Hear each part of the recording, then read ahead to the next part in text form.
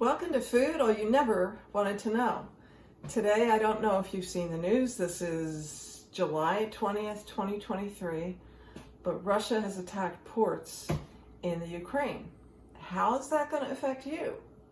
Well, Ukraine exports a lot of grain, especially wheat, to other parts of the world.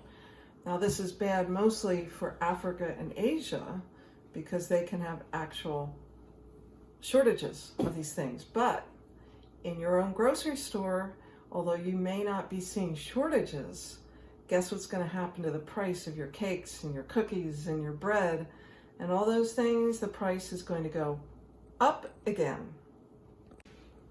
So what can you do about your prices? We look down here. Over here I have a grain grinder. Now this happens to be Wonder Mill. It used to be called the Whisper Mill because it's slightly quieter than a lot of other grinders. If you do invest in a grinder, an electric grinder, be sure it's a good one. Be sure you've maybe tested out the results. Maybe someone else has one. Maybe you can go someplace, see how the thing works, see if you can stand the sound. All right, this is very, very important. Now, these are different ways that you can store wheat. Flour, okay, this is a long-term flour storage, although the canned white flour, I believe, only lasts for about 10 years before you open it. This I buy locally, and I buy it in 5 or 10 pound bags, and I always put it in a jar in the basement. Our basement is dry. If you have a damp basement, that may not be the right place for it. And one thing I need to show you, hopefully I did this properly. Okay, see that? I have a canning lid, and on top of the canning lid, I put this. You can put the regular canning rings, but what you want is that metal piece on the inside to prevent moisture from getting in. Okay, I'm gonna take one of these wheats. This is hard white wheat, this is hard red wheat. I'm going to take some of the red wheat because I actually need to grind some.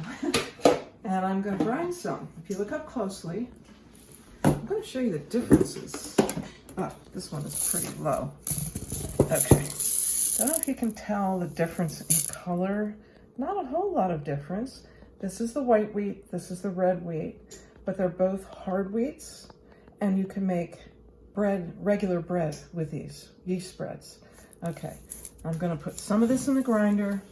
I have to turn it on before it starts. So we're going to turn it on, and then we can turn it off, turn the camera off so we don't kill our ears. So, and oh, if you notice, I always put it way low below what they claim to be pastry flour because I like my flour nice and fine. So hold your ears, folks. One quick note here, folks. Please store any freshly ground whole grain flour in a sealed Ziploc bag or jar in the refrigerator or freezer, and it'll stay fresher way longer. So that batch is done, and we're going to open this up. Look inside. Isn't that beautiful? That's nice flour. Very nice flour. So, and the aroma. That smells so good. I'm telling you, folks, if you ever get a good grinder and you do this, you will never buy whole grain flour at the store ever again. I'm telling you, it's true. No matter how good the company is, there's no way that it's going to be fresh. By the time it gets to the store, it's already old and it's already lost nutrients, and it smells rancid to me, tastes rancid, because I know what fresh flour tastes like. Now, I also am interested in buying a hand grinder. They're a little pricey, the good ones. I wouldn't get anything that's cheap because we did get a couple cheap ones early on, and they were so hard to use. They were almost impossible to use, and you ended up with really super gritty flour. So anyway, very important. get several good quality openers, can openers, okay? You might even want to invest in a few of these little, what are these called, dear? It's a P38. The P38. It's a pocket can opener the military put out for the military to put on their keychains. Okay, so it's sharp, be careful. I don't like to use it, my husband knows how. Okay, so. There's the P39, which is larger, but not good for your keychain. Okay, all right. Now, if you buy any grain in bulk, put it immediately into jars. And same thing, put the metal lid on there, close it up really tightly and keep it in a cool place. This will last for a good long time. The canned, the professionally packaged cans, before you open them, are usually good for about 30 years. The white flour will only be good for about 10. So be aware of that. And of course, the stuff that you put in jars should be what you would use first, okay, in a normal situation. And a very important point, when you buy your grain, when you source your grain, research, make as many phone calls as you possibly need to, emails, whatever you need to do to find out, to be sure that the farmers who produce grain for that company do not use Roundup to dry down or desiccate the grain.